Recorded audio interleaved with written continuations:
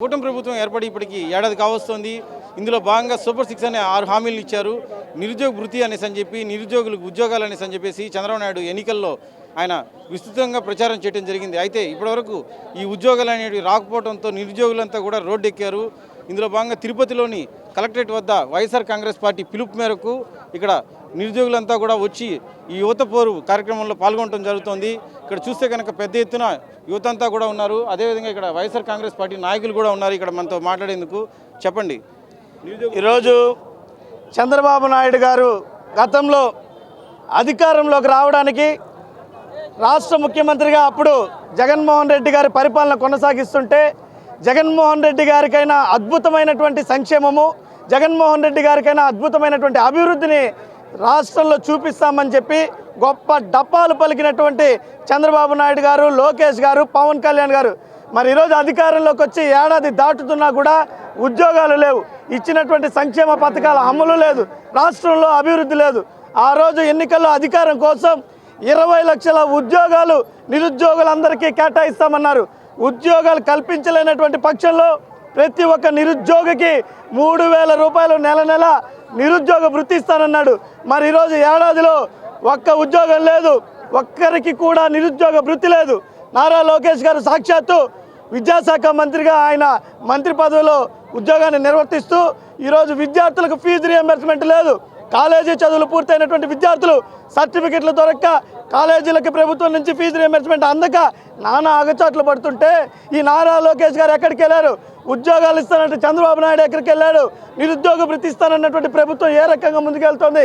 పవన్ కళ్యాణ్ గారు ఈ అన్నిటికీ కూడా నేను బాధ్యుణ్ణి, రాష్ట్రంలో ప్రతి ఒక్క సంక్షేమ పథకం అమలు అవుతుందని చెప్పిన పవన్ కళ్యాణ్ ఈరోజు ఎక్కడున్నాడు? ఆయన కనపడడం లేదు. పవన్ కళ్యాణ్ని నమ్మి ఈరోజు రాష్ట్రంలో ప్రజలు, యువత, విద్యార్థులు నిట్ట నిలువున మోసపోయారు, దగా పడ్డారు. కాబట్టి రాబోయేటువంటి రోజుల్లో ఈ దగా ప్రభుత్వానికి విద్యార్థులు, యువతే పెద్ద ఎత్తున గుణపాఠం చెప్పి గద్దె దింపుతామని కూడా హెచ్చరిస్తున్నాం. కూటమి ప్రభుత్వంలో ఈ సూపర్ 6 అనే 6 పథకాల్లో నిరుద్యోగ వృత్తి అనేసి అన్నారు. అయితే ఈ నిరుద్యోగ వృత్తి వస్తుందా అసలు? అదేవిధంగా నిరుద్యోగులకు ఉద్యోగాలు అన్నారు, ఇవన్నీ కూడా వస్తున్నాయా, చేస్తున్నారా? వాస్తవానికి కూటమి ప్రభుత్వం అధికారంలో రావడం కోసం వారికి పొత్తుగా ఉన్నటువంటి పవన్ కళ్యాణ్ గారు కూడా ప్రతి పబ్లిక్ మీటింగ్లో కూడా యువతను ఉద్దేశించి ఈ రాష్ట్రంలో మేము అధికారంలోకి వచ్చినామంటే వెంటనే యువతకి మంచి భవిష్యత్తును కల్పిస్తామన్నటువంటి వ్యక్తులు పవన్ కళ్యాణ్ గారు, మరి లోకేష్ గారు. నారా చంద్రబాబు నాయుడు గారు అబద్ధపు హామీలతో సూపర్ 6 హామీలు ఇచ్చినా కూడా ఒక్కటి కూడా అమలు చేయలేకపోయినాడు. అదే కాకుండా విద్యార్థుల కోసం గతంలో రాజశేఖర్ రెడ్డి గారు ఫీజు రీయింబర్స్మెంట్ పెట్టి ఎంతోమంది పేద విద్యార్థులందరినీ కూడా దేశ విదేశాలలో ఉన్నత స్థాయికి తీసుకెళ్ళినటువంటి చరిత్ర ఒక వైఎస్ఆర్ కాంగ్రెస్ పార్టీగా ఉంది. జగన్మోహన్ రెడ్డి గారు అధికారంలో వచ్చిన వెంటనే మొత్తం 3 లక్షల మందికి ఉద్యోగాలు కల్పించిన చరిత్ర ఏదైనా ఉందంటే ఒక్క జగన్మోహన్ రెడ్డి గారికే, వైఎస్ఆర్ కాంగ్రెస్ పార్టీకే. ఇచ్చినటువంటి ఏ హామీనైనా సరే, ఆర్థిక ఇబ్బందులు ఉన్నా సరే ఈ రాష్ట్రంలో కరోనా టైంలో కూడా ఎవరిని నొప్పించకుండా పేద బడుగు బలహీన వర్గాలే కాకుండా విద్యార్థులు కూడా మంచి భవిష్యత్తు తీసుకున్నట్టు చరిత్ర ఉంది. ఇప్పటికి కూడా ఆన్ రికార్డ్ ఎక్కడైనా సరే మేము సిద్ధంగా ఉన్నాం. యువతని పెద్ద ఎత్తున ఉన్నత స్థాయికి డాక్టర్లు, ఇంజనీర్లు చేసినటువంటి చరిత్ర ఏదైనా ఉందంటే ఒక్క వైఎస్ఆర్ కాంగ్రెస్ పార్టీకే తప్ప చంద్రబాబును నమ్మి ఈ రోజున తెలుగు యువత అనే పేరుతో తెలుగు యువత పెట్టద్దండి, మీరు దాన్ని రద్దు చేసుకోండి. ఎందుకంటే యువతని నమ్మించి మోసం చేసినట్టు చరిత్ర ఒక తెలుగుదేశం పార్టీకే ఉంది. కనుక నేను ఒకటే హెచ్చరిస్తున్నాను, మీరు ఈ యువతని నమ్మి మీకు ఓట్లేస్తే ఈ రోజున యువతని ఎక్కడా కూడా బయటకు రానికుండా వాళ్ళ భవిష్యత్తు మీద అడుగు వేస్తున్నారు. ఖబర్దారని సందర్భంగా తెలియజేస్తున్నారు. సూపర్ 6 అనేటివి నేను ఇచ్చేశాను, ఈ సూపర్ 6 పైన ఎవరైనా మాట్లాడితే కనుక నాలుక మందం అనేసి అన్నారు చంద్రబాబు నాయుడు. మరి ఇవన్నీ వచ్చాయా? కూటమి ప్రభుత్వం ఏర్పడి 1 ఇయర్ కావస్తుంది, ఇప్పటి వరకు ఒక సూపర్ 6 హామీ కూడా అమలు కాలేదు. ముఖ్యంగా యువతకి, విద్యార్థులకైతే కూటమి ప్రభుత్వం ఏర్పడిన తర్వాత అన్యాయమైన పరిస్థితి. ఇంత అన్యాయమైన పరిస్థితిలో కూడా మేము గొప్పలు చెప్పుకుంటాం నారా చంద్రబాబు నాయుడు గారు. ఇప్పటి వరకు నిరుద్యోగ వృత్తి ఇస్తామని చెప్పిన చంద్రబాబు నాయుడు గారు ఇప్పటి వరకు 7,200 కోట్లు బకాయి ఉన్నారు. ఇప్పటి వరకు ఒక విద్యార్థికి కూడా నిరుద్యోగ వృత్తి ఇవ్వకపోను. విద్యార్థులకు స్కాలర్షిప్లు కానీ, ఫీజు రియంబర్స్మెంట్ కానీ, తల్లికి వందనం కూడా తూతూ మంత్రంగా ఇచ్చి ఈరోజు చేతులు జరుపుకున్నారు. 3 లక్షల మంది పైన ఉంటే 54 లక్షల మందికి అమ్మఒడి తల్లికి వందనం ఇచ్చి ఈరోజు మేము అందరికీ ఇచ్చేసినామని చెప్పి గొప్పలు చెప్పుకుంటా నారా చంద్రబాబు నాయుడు గారు పేద విద్యార్థులకి యువతకి మేలు చేయాల్సింది పోయి రెడ్ బుక్ రాజ్యాంగాన్ని అమలు చేసుకుంటూ ఆ రెడ్ బుక్ రాజ్యాంగం మీద ఉండే దృష్టి విద్యార్థుల మీద కానీ యువత మీద కానీ ఎటువంటి కోశాన కూడా చంద్రబాబు నాయుడు గారికి లేదు. ముఖ్యంగా ఏమంటే ఈరోజు యువత పోరికి వేలాది మంది విద్యార్థులు తరలి వచ్చినారు, విద్యార్థులు తరలి వచ్చినారు. ఇంతమంది విద్యార్థులు ఈరోజు రావడానికి స్వచ్ఛందంగా కారణం ఏమంటే నారా చంద్రబాబు నాయుడు గారు చేస్తున్న రెడ్ బుక్ రాజ్యాంగం అమలు వల్లనే ఇంతమంది స్వచ్ఛందంగా యువత కానీ విద్యార్థి కానీ స్వచ్ఛందంగా ఈరోజు తరలి వచ్చి కలెక్టర్ ఆఫీస్ దగ్గర రిప్రజెంటేషన్ ఇవ్వడానికి వచ్చాం. ముఖ్యంగా చంద్రబాబు నాయుడు గారు ఇప్పటికైనా కళ్ళు తెరిచి వెంటనే నిరుద్యోగ వృత్తి యువతకి విద్యార్థి స్కాలర్షిప్ ఫీజు రిమర్స్మెంట్ వెంటనే విడుదల చేయాలని చెప్పి వైఎస్ఆర్ విద్యార్థి విభాగం తరఫున డిమాండ్ చేస్తున్నాం. ఇదే అంశంపై మనతో మాట్లాడేందుకు వైఎస్ఆర్ కాంగ్రెస్ పార్టీ మహిళా విభాగం రాష్ట్ర ఉపాధ్యక్షురాలు గీతా యాదవ్ కూడా ఉన్నారు ఇక్కడ. అమ్మ చెప్పండి, ఈ కూటమి ప్రభుత్వంలో నిరుద్యోగ వృత్తి అదేవిధంగా నిరుద్యోగులకు ఉద్యోగ అవకాశాలు ఇస్తామనేసి అన్నారు. అయితే ఇవన్నీ ఎవరికి వచ్చాయంటారు? చంద్రబాబు నాయుడు గారు కొడుకు వచ్చింది, దత్తపుత్రుడికి వచ్చింది తప్ప నిరుద్యోగ భృతి ఎవరికి ఇంతమంది ప్రజలు పాపము రోడ్డున పడ్డారు. విద్యార్థులంతా వాళ్ళకి ఏమైనా చేసినారంటే చంద్రబాబు నాయుడు గారు నిరుద్యోగ భృతి ఇవ్వలేదు, ఉద్యోగ అవకాశాలు ఇవ్వలేదు. ఈరోజు చూస్తే చంద్రబాబు నాయుడు గారు నిన్న చూస్తే చంద్రబాబు నాయుడు గారు యోగాకు 300 కోట్లు పెట్టినాడు. చంద్రబాబు నాయుడు గారు యోగాకు పెట్టే బదులు నిరుద్యోగులకు ఉద్యోగ అవకాశాలు ఇవ్వచ్చు కదా. ఎందుకు చంద్రబాబు నాయుడు ప్రజల మీద ఇంత ఆగ్రహం పెంచుకున్నారు? చంద్రబాబు నాయుడు గారు మీకు తగునా ఇది? అదే జగన్మోహన్ రెడ్డి గారు ఉంటే నిరుద్యోగ భృతి కాదు ఉద్యోగ అవకాశాలు ఎన్నో ఇచ్చినారు. ప్రతి పథకం నెరవేర్చిన వ్యక్తి జగన్మోహన్ రెడ్డి గారు. దట్ ఈజ్ జగన్మోహన్ రెడ్డి గారు అంటారు. మిమ్మల్ని ఏమనాలా చెప్పండి? అబద్ధాల చంద్రబాబు నాయుడు గారు అనాలా. చంద్రబాబు నాయుడు గారు ఎప్పుడు వచ్చిన అబద్ధాలతోనే మీరు పైకి వస్తా ఉంటారే. సీఎంగా ఉన్నప్పుడు ఏదైనా ఒకటన్నా నెరవేర్చారా? 143 హామీలు ఇచ్చారు, దాంట్లో ఒక్క హామీ అన్నా నెరవేర్చారా? హామీలు నెరవేర్చకపోక యోగాకు దీనికి మాత్రం డబ్బులు వృధా చేసేది మాత్రం మీకు తగును. చంద్రబాబు నాయుడు గారు ఉద్యోగ అవకాశాలు ఇవ్వండి. మీరు ఉద్యోగం లేక రోడ్డున పడినాడు, ఈరోజు నిరుద్యోగ భృతి లేక రోడ్డున పడినారు. మీకేమి మీ కొడుకు ఇచ్చుకున్నారు, దత్తపుత్రుడికి ఇచ్చుకున్నారు, నాగబాబుకి ఇచ్చుకున్నారు. అది తప్ప మీరు ఏమీ చేయలేరు. ఎంతసేపు ఉన్నా రెడ్ బుక్ రాజ్యాంగాన్ని అమలు చేయడంలోనే ఉంటారా మీరు? ఎప్పుడెప్పుడు జగన్మోహన్ రెడ్డి గారిని లోపల వేయాలని గ్రాఫిక్స్ పెట్టి లోపల పడిపోయినారు అని అంటారా చంద్రబాబు నాయుడు గారు? అబద్ధాలలో ఫస్ట్ ఉంటారు చంద్రబాబు నాయుడు గారు. మీరు చంద్రబాబు నాయుడు గారు ఈసారైనా తెలుసుకోండి, అబద్ధాలు చెప్పడంలో తప్పు. జగన్మోహన్ రెడ్డి గారు లాగా చేస్తే లేకపోతే దిగి వెళ్ళిపోండి చంద్రబాబు నాయుడు గారు. ఈ కూటమి ప్రభుత్వంలో ఇప్పటి వరకు ఈ సూపర్ 6 అనేది అమలు కాకపోవడంతో వీరంతా కూడా పెద్ద ఎత్తున మండిపడుతున్నారు. యువత కూడా అదేవిధంగా యువతకు సంబంధించిన వాళ్ళ తల్లులు కూడా ఇక్కడ ఉన్నారు. తిరుపతి మహిళా విభాగం సంబంధించి అధ్యక్షురాలు శాంతారెడ్డి గారు కూడా ఉన్నారు. వారిని కూడా అడిగి తెలుసుకునే ప్రయత్నం చేద్దాం. చెప్పండి అమ్మా. ఈరోజు అబద్ధాల చంద్రబాబు నాయుడు గారు ఎన్నో హామీలు మహిళలకు కానీ ఆంధ్ర రాష్ట్రం ఆడపడుచులకు కానీ ప్రతి ఒక్క విద్యార్థి తల్లిదండ్రులకి ఎన్నో ఆశలు చెప్పాడు, ఎంతో ఆశ కల్పించాడు. ఓట్లు వేసుకున్నాడో, దొంగ ఓట్లు వేసుకున్నాడో, గెలిపించుకున్నాడు. గద్దైతే ఎక్కాడు, సీఎం అయితే అయ్యాడు. కానీ ఆ ఉద్యోగాలు మా పిల్లలు కూడా నిరుద్యోగాలే. కానీ నిరుద్యోగ భృతి కల్పిస్తానని మాట ఇచ్చి మాట తప్పిన ఈ చంద్రబాబు నాయుడు అసలుకి ఎందుకు ఏళ్తున్నాడో ఈ రాజ్యంలో ఎందుకు సీఎంగా ఉన్నాడో సిగ్గుపడుతున్నామో ఆడపడుచులందరూ, నిజంగా ఆడవాళ్ళందరూ. ఇంతకుముందు కూడా అంతే, సీఎం అయినప్పుడు ప్రతి ఒక్క విద్యార్థికి స్కూల్కి ఒక్కొక్క కాలేజీలకి ల్యాప్టాప్ ఇస్తానని, ఆడవాళ్ళకి సెల్ ఫోన్లు ఇస్తానని, కడకి సెల్ ఫోన్లలో సిమ్ కూడా ఇవ్వలేదు. 2 రూపాయల వాటర్ అని, ఒక ఫ్రీ వాటర్ అని, ఏది 2 రూపాయల వాటర్ కూడా ఇంటికి సప్లై చేయలేని వాడు ఈరోజు నిరుద్యోగ భృతి 1500 ఇస్తాను పిల్లలకి, చదువు లేని వాళ్ళకి అన్నాడు. ఫీజు రియంబర్స్మెంట్ అన్నాడు. ఎక్కడన్నా చంద్రన్న నీ మాటలు తూటాలుగా దూచుకుపోతాయి అనుకొని అందరూ ఓట్లేసి ఒక అవకాశం ఇద్దామనుకుంటే ఆ అవకాశాన్నంతా ఇచ్చిన వాళ్ళనంతా మట్టి కలిపావు కదన్నా చంద్రన్న. ఎందుకన్నా నువ్వైతే చిక్కులు చూపిస్తున్నావన్నా? మాకు నిరుద్యోగ బిడ్డల్ని పెట్టుకొని మేము అల్లాడుతున్నాము, కానీ ఇంకన్నా న్యాయం చేయాలా ప్రజలకి, విద్యార్థులు ఈదులో పడిండారు లక్షలాది మంది ఫీజులు కాకుండా. అదే జగనన్న ప్రభుత్వంలో సంవత్సరం అయ్యే కొందికి మేము 5 ఏళ్ళు చదివిలేని ఇది ఇంజనీర్ కానీ డాక్టర్ కానీ ఏదైనా కానీ పెద్ద జాబులు చేయాలా, మన బిడ్డలు పెద్ద చదువులు చదవాలంటే వెంటనే కాలేజీ నుంచి ఫోన్ వస్తానే అన్న వేసేసింటాడు. అలా పరిపాలించండి అన్న. విద్యార్థులు కడుపు కొట్టి విద్యార్థుల చదువులు, ఎందుకంటే డబ్బు కన్నా తల్లిదండ్రులు ఆస్తులు అమ్మైనా అప్పైనా చేసి విద్యను నిలబెడతాడు. ఆ విద్యను నిలబెట్టిన వ్యక్తి, ఏకైక వ్యక్తి, మరువలేని వ్యక్తి.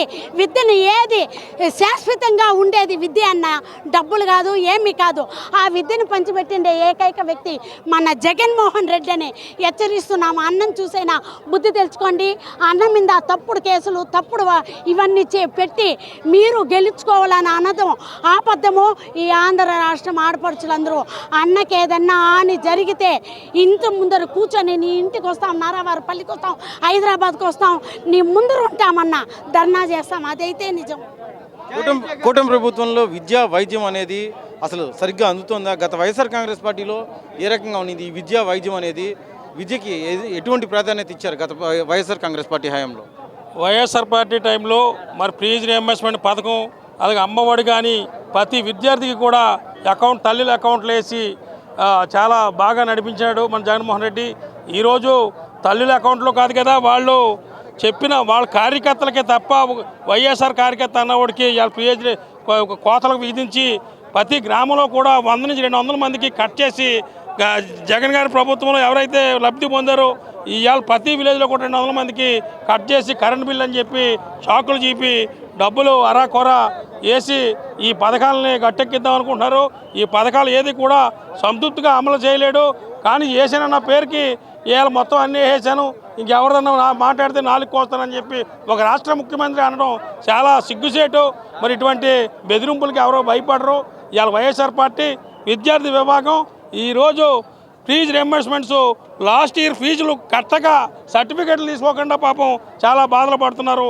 తల్లిదండ్రులు కూడా చాలా బాధలు పడుతున్నారు.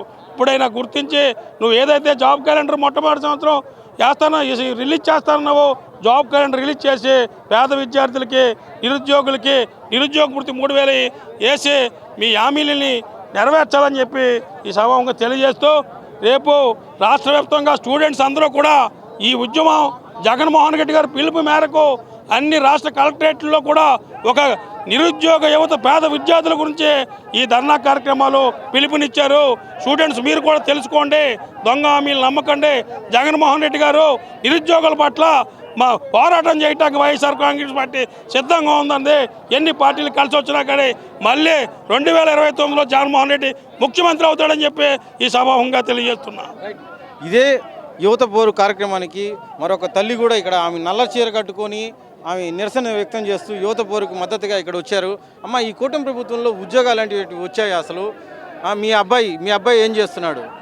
మా అబ్బాయి డిగ్రీ అయిపోయి ఒక 5 years అయింది. ఇక్కడ బతుకు తెరువు లేకుండా మళ్ళీ చదువుల కోసం ఖర్చు పెట్టుకుంటూ మళ్ళీ హైదరాబాద్ బాట పట్టించాము. ఎందుకంటే యువతకు, మహిళలకి ఎప్పుడూ కూడా చంద్రబాబు నాయుడు మసిపూసి మారేడికాయ చేసి ఏ విధమైన భృతి కల్పించకుండా మోసం చేస్తాడనేది అందరికీ, రాష్ట్ర ప్రజలకు అందరికీ కూడా అర్థమైన విషయమే.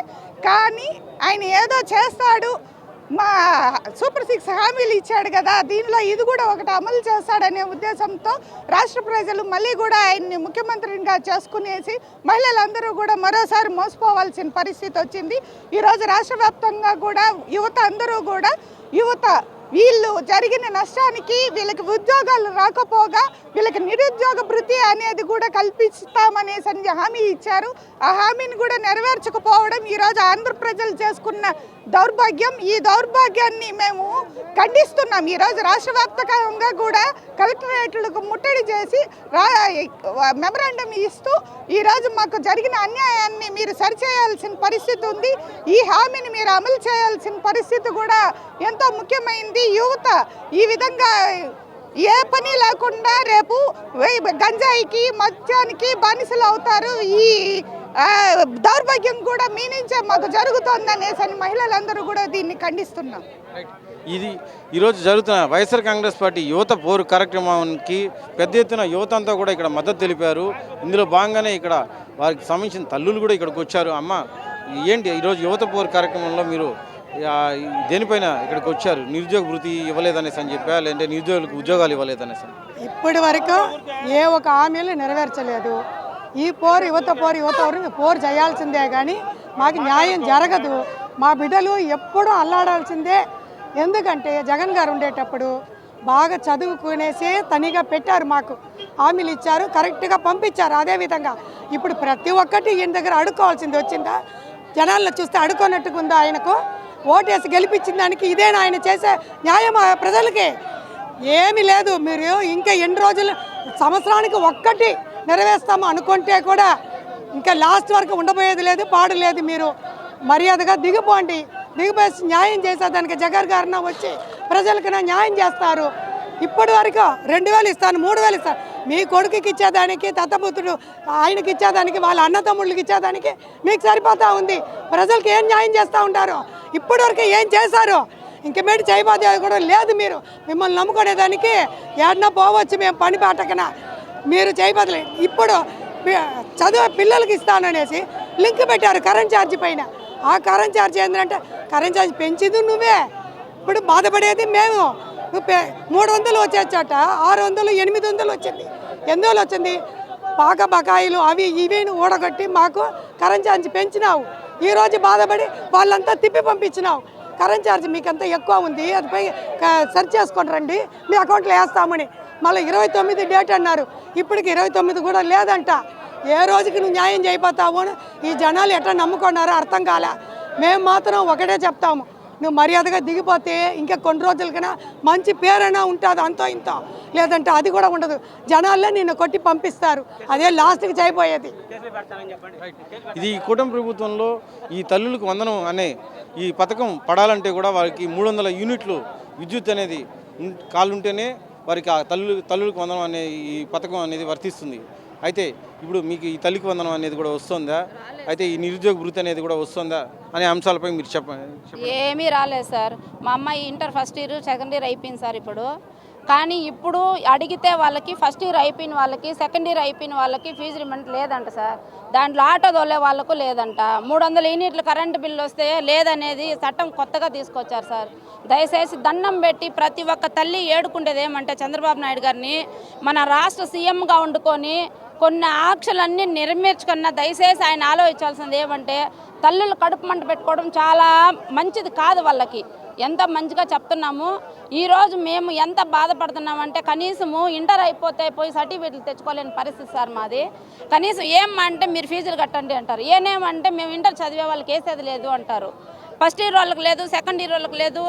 కనీసము దీని కింద సార్ కాంట్రాక్ట్ బేసిక్ కింద 10,000 రూపాయల జీతానికి చెత్తలు ఊడ్చుకుంటే వాళ్ళకు కూడా మేము వేయము. అమ్మఒడి తల్లికి వందనం లేదు, మేము వేసేది లేదు. ఒక ఆటో అద్దెకు తోలుకుంటా అన్నా మేము వేసేది లేదు అని అంటే ఇంక ఏం చేస్తారు సార్ వీళ్ళు? అడక తినాలా, లేకపోతే కుటుంబాలతో పాటు తల్లిదండ్రులు ఆత్మహత్యలు చేసుకోవాలా, పిల్లలు వచ్చి చదువులు మానేసి ఇంకేమన్నా పాచి పనులకు చేర్పించాలా, ఏమనేది అర్థం కావట్లేదు సార్. ఇప్పుడు చదివించాలా చదివించకూడదా అనేదానికి లేదు. అదేమంటే గవర్నమెంట్ కాలేజీలో సీట్ వేద్దామంటే 15 రోజులకు ముందే సీట్ లేదు అని చెప్పనేసి ఒక విడుదల చేస్తారు సార్ ఒక ప్రకటన. ఇప్పుడు ఎక్కడికి వేసినా కానీ సీట్ లేదమ్మా, ఫ్రీ సీటు గవర్నమెంట్ కాలేజీలో అంటారు. ప్రైవేట్ కాలేజీలో కట్టుకోలేని పరిస్థితి. తల్లికి వందనం లేదు, ఏమీ లేదు. దయచేసి చంద్రబాబు నాయుడు గారిని ప్రభుత్వంలో ప్రతి తల్లి కోరుకునేది ఏమంటే పిల్లలు ఇప్పటికే గంజాయి అని, డ్రగ్స్ అని, అదని ఇదని ప్రతి ఒక్క దగ్గర గొడవలు, అక్షలు, మానభంగాలు, మర్డర్లు ఈ మాదిరి ఎందుకు తీరిపోతారంటే చదువులు లేని దానివల్ల సార్. ఏం చేయాలో తెలియదు. ఉద్యోగాలు లేవు, చదువు లేదు, ఏం చేస్తారు? కష్టపడలేని పరిస్థితి. ఏమైనా పని ఉంటే పనికి వెళ్తారు సార్, జాబ్ ఇస్తే జాబ్కి వెళ్తారు. బాబు వస్తే జాబ్ అన్నారు, అది పోయింది. ఏం సార్ అని అడిగితే జాబులు లేవు, ఆల్రెడీ ఇచ్చేసాను. అది ఎవరికి ఇచ్చినాడో ఆయనకే తెలియదు సార్. దయచేసి స్టూడెంట్స్కి అన్యాయం చేయకుండా న్యాయం చేయాలని కోరుకుంటూ ఒక తల్లిగా మా బాధ మేము వ్యక్తం చేసుకుంటున్నాం సార్. ఈ కూటమి ప్రభుత్వంలో బిడ్డలు చదివేది కావస్తుంది. అయితే ఈ కూటమి ప్రభుత్వంలో ఇప్పటివరకు ఈ సూపర్ 6 అనే ఈ పథకాలు అనేటివి అసలు రాలేదు అనేసి అని చెప్పి ఇప్పటికే యువత అంతా కూడా రోడ్డు ఎక్కారు. ఇందులో భాగంగా కలెక్టరేట్ వద్ద ముట్టడించి యువత కూడా పెద్ద ఎత్తున ఇక్కడ వారు వైఎస్ఆర్ కాంగ్రెస్ పార్టీ తరఫున వారు అంతా కూడా ఇక్కడ రోడ్డు ఎక్కి ఇక్కడ నిరసన తెలియజేస్తున్నారు. అయితే ఈ గత వైఎస్ఆర్ కాంగ్రెస్ పార్టీ హయాంలో విద్యా వైద్యానికి ఎంతో ప్రాధాన్యత ఇచ్చారు. అయితే ఇప్పుడు ఈ కూటమి ప్రభుత్వం వచ్చిన తర్వాత విద్యకి ప్రాధాన్యత లేదు, అదేవిధంగా వైద్యానికి కూడా ప్రాధాన్యత లేదనేసి అని కూడా అంటున్నారు. చంద్రబాబు నాయుడికి అవకాశం ఇస్తే ఈ అవకాశాన్ని ఆయన సద్వినియోగం చేసుకోకుండా యువతని అటు తల్లుల్ని అందరినీ కూడా మోసం చేశాడు, ఈ రాష్ట్రంలో ఉన్న ప్రజలందరినీ కూడా మోసం చేశాడు అనేసి అని చెప్పేసి అందరూ కూడా మండిపడుతున్నారు. గత వైఎస్ఆర్ కాంగ్రెస్ పార్టీలో హయాంలో జగన్ చేసిన మంచిని ప్రజలందరూ ఇప్పటికీ వారి గుండెల్లో పెట్టుకున్నారనేసి అని చెప్పేసి రానున్న రోజుల్లో జగన్ని ముఖ్యమంత్రి చేసుకునేంత వరకు మేము మా పోరాటం ఇలానే కొనసాగిస్తామనేసి కూడా అంటున్నారు.